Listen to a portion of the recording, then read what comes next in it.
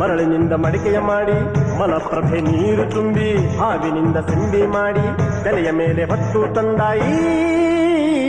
ಪತಿವ್ರತೆಯು Udho